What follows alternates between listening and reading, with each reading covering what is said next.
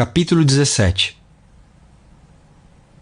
Como usar a mente subconsciente para perdoar? A vida não tem favoritos. Deus é vida e o princípio da vida flui através de você neste momento enquanto lê e pensa nessas palavras. Deus gosta de manifestar-se em você como harmonia, paz, beleza, alegria e prosperidade. Isso é chamado de a vontade de Deus ou a tendência da vida. Se você cria na mente resistência à passagem do fluxo de vida, esse bloqueio emocional semeia confusão no subconsciente e causa todos os tipos de condições negativas. Deus nada tem a ver com as situações de infelicidade e caos no mundo. Elas são causadas pelo pensamento negativo e destrutivo da espécie humana. Constitui um grave erro, portanto, culpá-lo pelos problemas ou doenças que nos afligem. Numerosas pessoas criam, habitualmente, resistência ao fluxo da vida, acusando-o e censurando-o pelo pecado, pela doença e pelo sofrimento da humanidade. Outras lhe atribuem culpa por dores, mal-estar, perda de pessoas amadas, tragédias pessoais e acidentes. Enfurecem-se com ele e julgam-no responsável por seu sofrimento. Enquanto alimentarem esses conceitos negativos sobre Deus, tais pessoas enfrentarão reações negativas automáticas da mente subconsciente. O que não conseguem compreender é que castigam a si mesmas. Elas precisam compreender a verdade e obter a liberação e renunciar a toda e qualquer condenação, ressentimento e raiva contra qualquer pessoa ou poder fora de si mesmas. Se assim não agirem, não adianta esperar vida sadia, feliz ou criativa. No momento em que acolherem o amor na mente e no coração, no momento em que acreditarem que Ele é um Pai carinhoso que as protege, ama, orienta, sustenta e lhes dá força, esse conceito e crença sobre Deus, ou o princípio da vida, será aceito pela mente subconsciente, e elas se beneficiarão de incontáveis maneiras. A vida nos perdoa, sempre. O princípio da vida contém e abre-nos um tesouro infinito de perdão. Perdoa-nos quando cortamos o dedo. A inteligência subconsciente existente em nós age imediatamente para curar o ferimento. Novas células constroem pontes de um lado a outro do corte. Se contraímos uma infecção provocada por determinado organismo nocivo, a vida nos perdoa e cerca e aniquila o invasor. Se queimamos a mão, o princípio de vida reduz o edema e a congestão e dá-nos nova pele, tecidos e células. A vida não alimenta rancor contra ninguém. Está sempre nos perdoando. Traz de volta a saúde, a vitalidade, a harmonia e a paz, se cooperarmos com ela. Isto é, se pensarmos em harmonia com a natureza. Lembranças negativas, rancorosas, amargura e má vontade atravancam e impedem a circulação do princípio de vida em nós existente. Como ela baniu o sentimento de culpa? Harriet G. trabalhava até tarde no escritório, todos os dias. Frequentemente só voltava para casa depois de meia-noite e alimentava a esperança de que os chefes e colegas a admirassem por ser tão esforçada. Mas nada disso acontecia. Uma vez que ela era, em geral, a única a fazer serão, os demais nem mesmo sabiam de sua rara dedicação ao trabalho. Enquanto isso, sua família enfrentava sérias dificuldades. O marido e os 2 filhos mal sabiam como ela era. Quando a equipe júnior de beisebol, onde o filho Lawrence jogava, chegou às semifinais, Harriet não só não foi assistir ao jogo, mas nem mesmo perguntou quem vencera. Para complicar ainda mais as coisas, o médico disse-lhe que sua pressão arterial estava ficando perigosamente alta. Harriet veio me procurar quando o marido lhe disse que queria a separação. Perguntei-lhe por que o excluíra de sua vida e demonstrava tão pouco interesse pelos filhos. No princípio, ela explicou que era obrigada a trabalhar tanto assim simplesmente para conservar o emprego. Perguntei-lhe se os colegas trabalhavam tantas horas extras como ela. Não, reconheceu. Os outros cumpriam o horário normal e em nada eram mais competentes do que ela. Sugeri-lhe o motivo por que achava que ela trabalhava tanto. Há alguma coisa a corroendo por dentro, disse eu. Se não houvesse, você não trabalharia dessa maneira. Você está se punindo por alguma coisa. Por algum tempo ela resistiu à sugestão. Insistiu em que seus hábitos de trabalho eram normais e que os outros, sim, é que eram preguiçosos. Finalmente, contudo, reconheceu um profundo sentimento de culpa. 15 anos antes, com a morte do pai, fora testamenteira do espólio e deliberadamente deixara de entregar uma grande soma ao irmão mais moço. Por que você fez isso? Perguntei. Foi questão de cobiça? Claro que não, respondeu ela. Meu irmão, bem, ele tinha um gravíssimo problema com drogas. Eu sabia o que aconteceria ao dinheiro se eu o entregasse a ele. Disse a mim mesma que o estava economizando para quando ele conseguisse largar o vício. E? Perguntei. Harriet respirou profundamente. Isso nunca aconteceu. Ele se suicidou. Talvez não tenha premeditado, mas o resultado foi o mesmo. Ele tinha apenas 26 anos. Eu pensei muito nisso. O que teria acontecido se eu não tivesse ficado com o dinheiro? Talvez ele o tivesse usado para pagar um programa de reabilitação. E poderia estar ainda conosco. É culpa minha ele ter morrido. Perguntei. Se pudesse fazer tudo novamente, o que faria? Não sei, respondeu ela, sacudindo a cabeça. Mas sei que me esforçaria mais para ajudá-lo, em vez de censurá-lo porque ele tinha um problema. Mas, na ocasião, você achou que tinha razões para agir assim? Perguntei. Achou que fazia a coisa certa? Claro, retrucou ela. Mas agora acho que agi mal. O dinheiro não era meu. De modo que agora você não faria a mesma coisa. Não, não faria, disse ela, o rosto sério. Mas isso não importa. Eu jamais poderei ser perdoada pelo que fiz. Roubei meu próprio irmão e ele morreu. É apenas justo que Deus me castigue. Eu mereço isso. Expliquei-lhe que Deus não a estava castigando. Ela mesma estava se punindo. Se usar mal as leis da vida, você vai sofrer como consequência. As forças da natureza nada têm de más. O uso que lhes damos é que determina se produzirão bons ou maus efeitos. A eletricidade não é má. Depende de se você a usa para iluminar sua casa ou aplicar um choque fatal em alguém. O único pecado é a ignorância da lei, e o único castigo a reação automática dela quando é mal usada. Se você usa mal os princípios da química, explode o local de trabalho. Se dá um murro numa tábua, é possível que a mão comece a sangrar. A tábua não tem nenhuma culpa. A culpa está no mau uso que você lhe deu. No fim, consegui ajudar Harriet a compreender que Deus não condena nem castiga ninguém. Seu sofrimento era devido à reação da mente subconsciente à sua maneira negativa e destrutiva de pensar. O que ela precisava era de perdão, mas também saber que o verdadeiro sentido do perdão é o perdão de si mesmo. O perdão alinha nosso pensamento com a divina lei da harmonia. A autocondenação é o inferno, prisão e restrição. E o perdão, o céu, harmonia e paz. Tirando da mente o peso da culpa e da autocondenação, ela obteve cura completa. No exame médico seguinte, a pressão voltara ao normal. A explicação a curou. O assassino aprendeu a se perdoar. Arthur O., há muitos anos, cometeu homicídio na Europa. Quando me procurou, sentia grande angústia e tortura mental. Acreditava que Deus tinha que castigá-lo pelo terrível ato que cometera. Pedi-lhe que me contasse o caso. Segundo ele, descobrira que a vítima estava tendo um caso com sua esposa. Chegara mais cedo de uma caçada e o surpreendera em flagrante. E num acesso de fúria atirara no homem, matando-o. O sistema judiciário foi leniente. Cumpriu pena de apenas alguns meses de prisão. Ao ser solto, divorciou-se da esposa e emigrou para os Estados Unidos. Após vários anos, casou-se com uma americana. Ele e a esposa foram abençoados com 3 lindos filhos. Fez carreira bem-sucedida em um campo de atividade em que tinha oportunidade de ajudar muitas pessoas. Era apreciado e respeitado pelos colegas. Mas, aparentemente, nada disso o ajudava. Após todos esses anos, continuava a culpar-se pelo que acontecera. Após ouvir-lhe a história, expliquei que, segundo a ciência, todas as células de nosso corpo são renovadas a cada 11 meses. Tanto física quanto psicologicamente, ele não era mais o mesmo homem que cometera aquele homicídio, que acontecera muitos anos antes.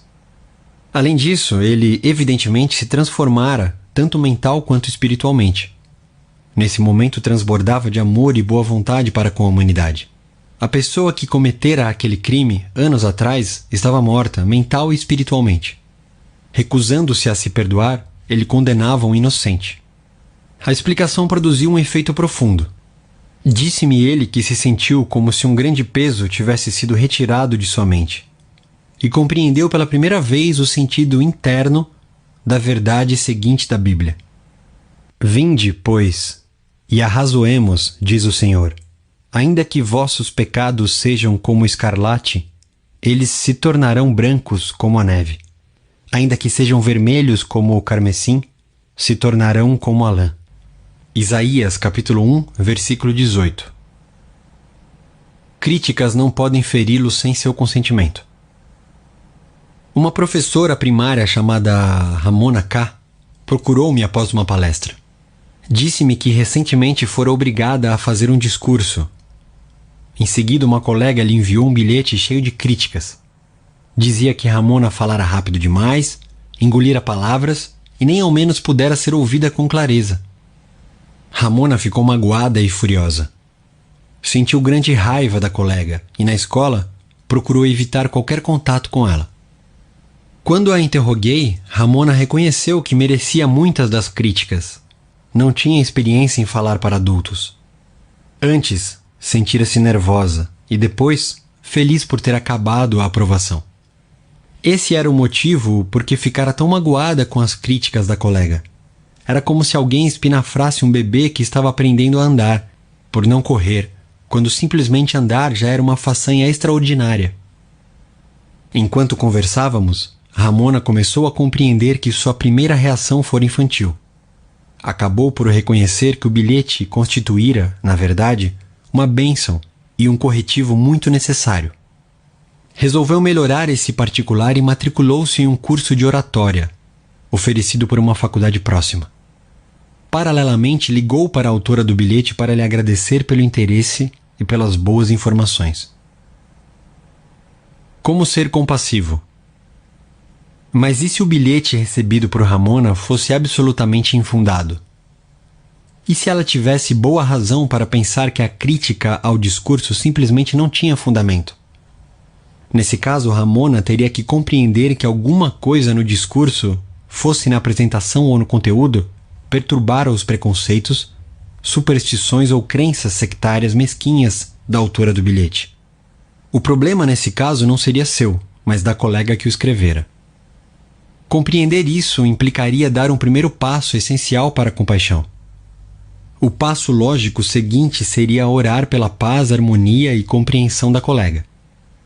Nós não podemos ser magoados quando sabemos que somos senhores de nossos pensamentos, reações e emoções.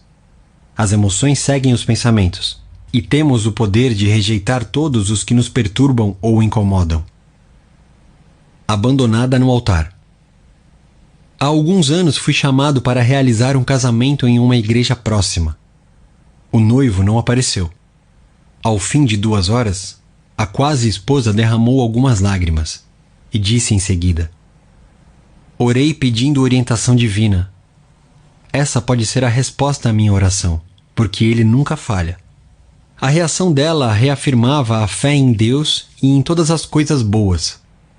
E não sentiu amargura no coração, porque, como disse, por mais que eu ansiasse por isso, acho que esse casamento forçosamente não teria sido a ação correta, porque orei por ação correta, não apenas por mim, mas por nós dois.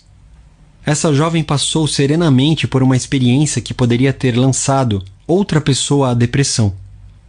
Sintonize a inteligência infinita existente em seu subconsciente. Confie na resposta com tanta certeza quanto confiava em seu pai e sua mãe quando o carregavam nos braços. Essa é a estrada real para o equilíbrio e a saúde mental e emocional. É errado casar. Sexo é imoral e eu sou imoral. Uma jovem procurou-me após uma de minhas palestras.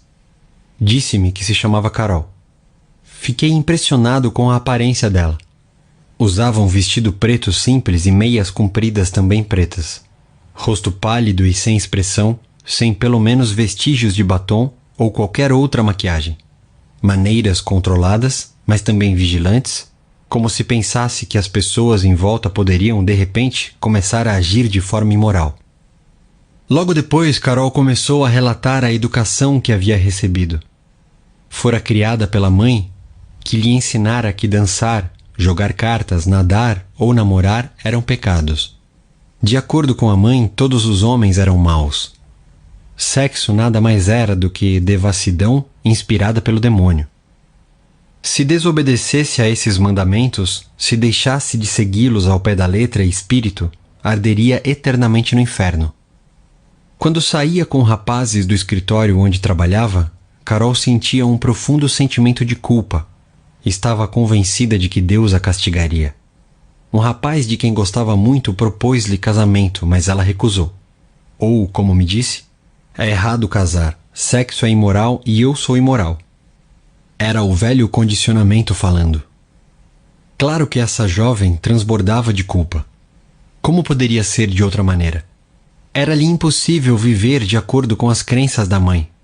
Era-lhe impossível também evitar o pensamento de que havia alguma coisa errada nessas crenças.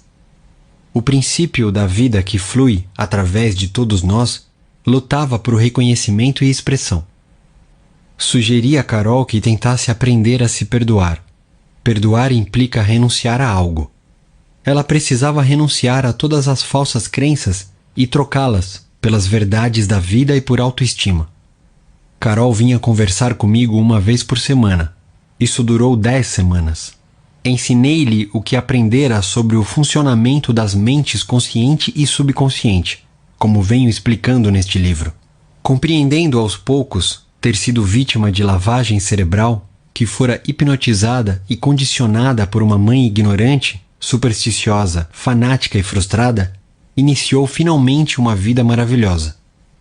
Por sugestão minha, passou a usar roupas mais atraentes. Foi à seção de cosméticos de uma loja no centro e recebeu uma ajeitada geral gratuita.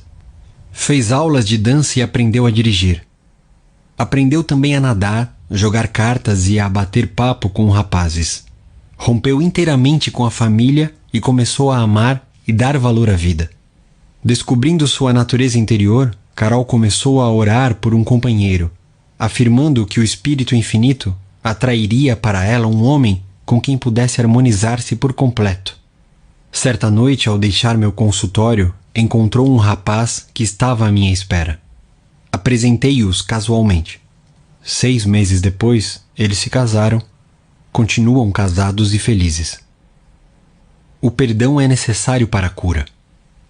E quando estiverdes orando, se tendes alguma coisa contra alguém. Marcos, capítulo 11, versículo 25.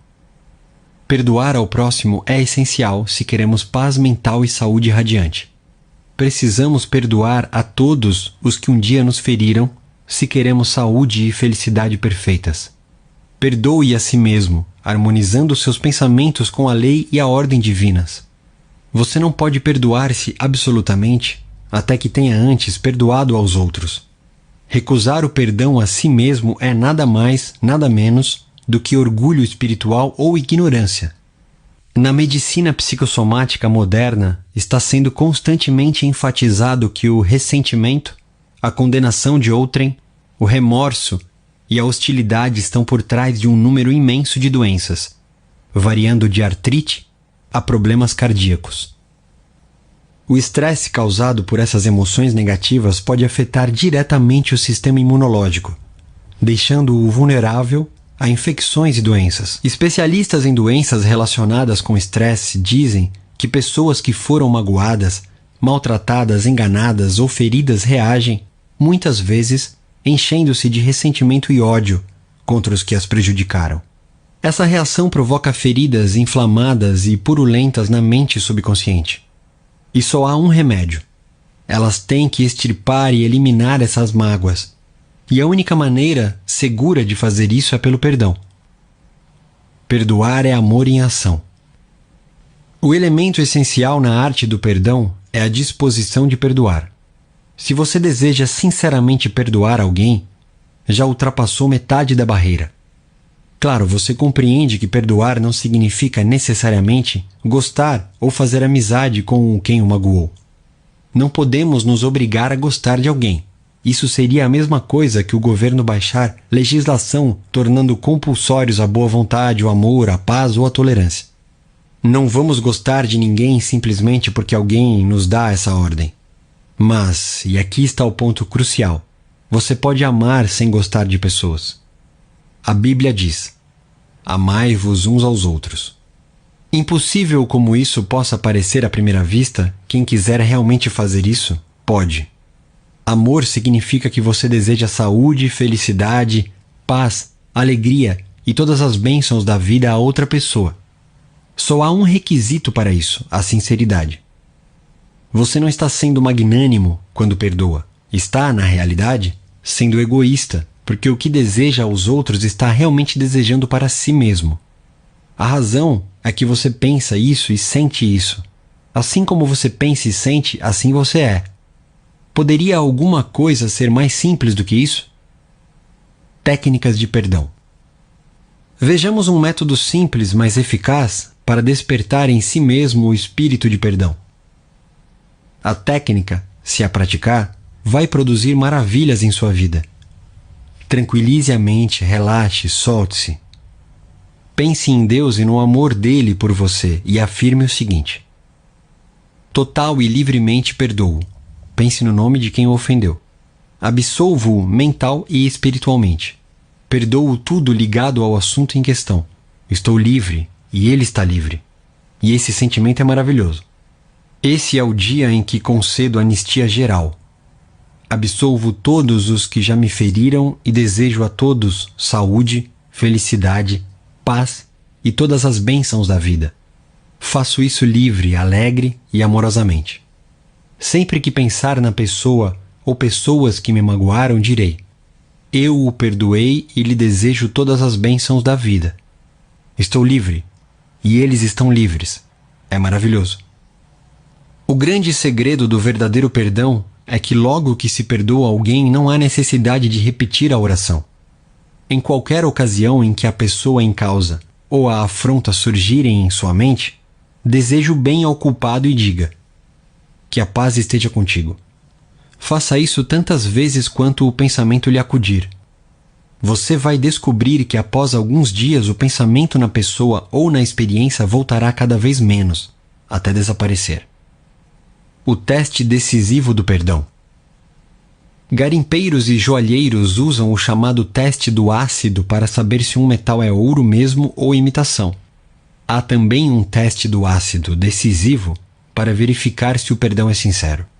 Imagine que eu lhe diga alguma coisa maravilhosa sobre alguém que o enganou, roubou, prejudicou de alguma maneira.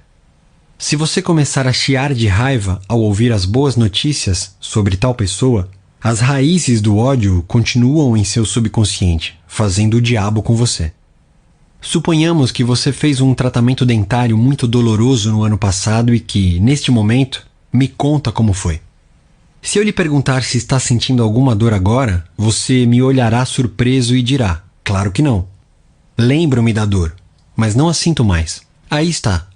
Se realmente perdoou a alguém, pode lembrar-se do incidente, porém não sentirá mais o ferrão ou a dor que ele lhe provocou.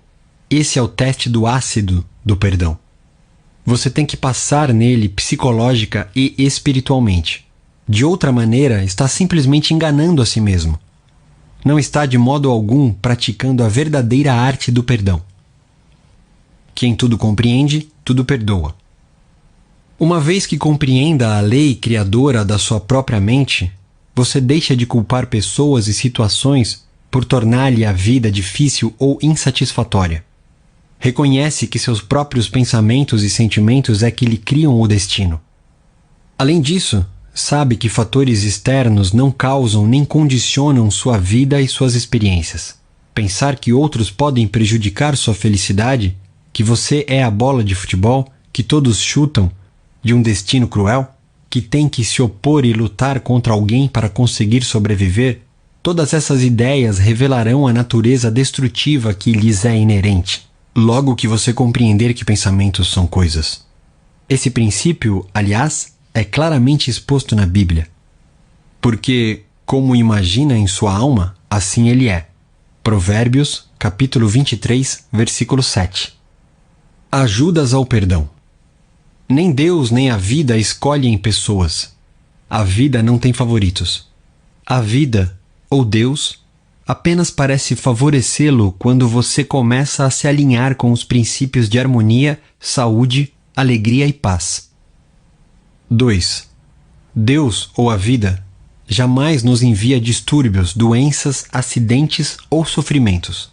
Nós os provocamos com pensamentos negativos e destrutivos, segundo dispõe a lei. Quem semeia vento colhe tempestades. 3. O conceito que você faz de Deus é a coisa mais importante de sua vida. Se realmente acredita em um Deus de amor, seu subconsciente responderá trazendo-lhe incontáveis bênçãos. Acredite em um Deus de amor. 4. Nem a vida nem Deus têm má vontade com você. A vida jamais o condena. Ela cura o corte na sua mão, perdoa-lhe se queima o dedo, reduz o edema e restitui a inteireza e a perfeição à parte lesionada. 5. Seu complexo de culpa é um conceito falso de Deus e da vida. Nenhum dos dois o julga ou castiga. Você faz isso consigo mesmo através de efeitos produzidos pelo subconsciente e que têm origem em crenças falsas, pensamentos negativos e autocondenação. 6. Deus ou a vida não o condena nem castiga. As forças da natureza nada têm de más. Os efeitos de seu uso dependem de como usa o poder que em você existe. Você pode usar eletricidade para matar alguém ou iluminar a casa. Usar água para afogar uma criança ou saciar-lhe a sede. O bem e o mal têm origem no pensamento e na intenção na mente da pessoa. 7. Deus ou a vida jamais pune. As pessoas se punem com falsos conceitos sobre Deus, vida e universo. Como o pensamento é criador, elas criam seu próprio sofrimento. 8. Se outra pessoa o critica e esses defeitos existem em você, rejubile-se, dê graças e aprecie os comentários. Você terá, assim, oportunidade de corrigir os defeitos. 9. Nenhuma crítica pode feri-lo quando você sabe que é senhor de seus pensamentos, reações e emoções. Esse fato lhe dá a oportunidade de rezar pelo próximo e abençoá-lo, e com isso abençoar-se também. 10. Quando ora por orientação e ação correta, aceite o que lhe for dado. Reconheça que é bom, muito bom, o que recebeu. Dessa maneira não terá razão para autopiedade, críticas ou ódio. 11. Nada é em si bom ou mal. O pensamento é que lhe dá essa característica. Não há o mal no desejo de alimento, sexo, riqueza ou verdadeira autoexpressão. Tudo depende da maneira como você usa essas ânsias, desejos e aspirações. Seu desejo de alimento pode ser atendido sem matar alguém por um pedaço de pão. 12. Ressentimento, ódio, má vontade e hostilidade estão por trás de um número enorme de doenças. Perdoe a si mesmo e a todos, doando amor, vida e boa vontade a todos os que o magoaram. Continue a agir assim até que possa reencontrá-los em sua mente e saber que está em paz com eles. 13. Perdoar é doar alguma coisa. Dê amor, paz, alegria, sabedoria e todas as bênçãos da vida, até que não exista mais nenhum ferrão em sua mente. Esse é o teste do ácido do perdão. 14.